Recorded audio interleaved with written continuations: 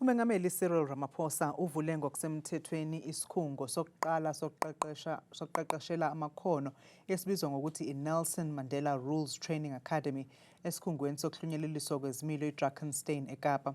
Lesikhungo ebesaziwa ngejele iVictor Verster lapho wayengumengameli Dr. Nelson Mandela achitha khona iminyaka yakhe yokugcina ejele ngaphambi kokukhululwa mhla ziyishumi kuNhlolanja ngo-1990.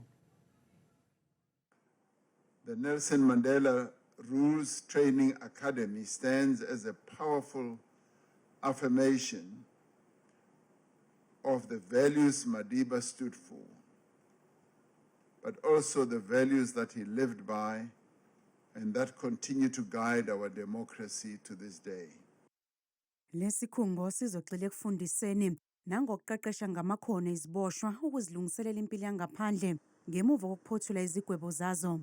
We cannot talk about overcoming crime in our own country without having a frank, honest conversation about the rehabilitation of offenders, their reintegration into society and prevention of re-offending so that they come back into facilities like this.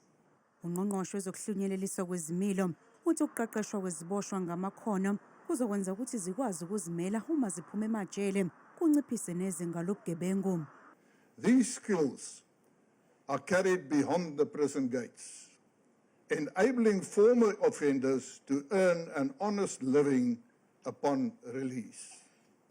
In this way, correctional labor becomes a bridge from incarceration to reintegration, from dependence to self-reliance. Uhlelo lokuqeqesha luhlanganisa ukubhekana nokugcwala ngokweqile emajele nokuxazulula izimpi zamaqembu ngaphakathi emajele.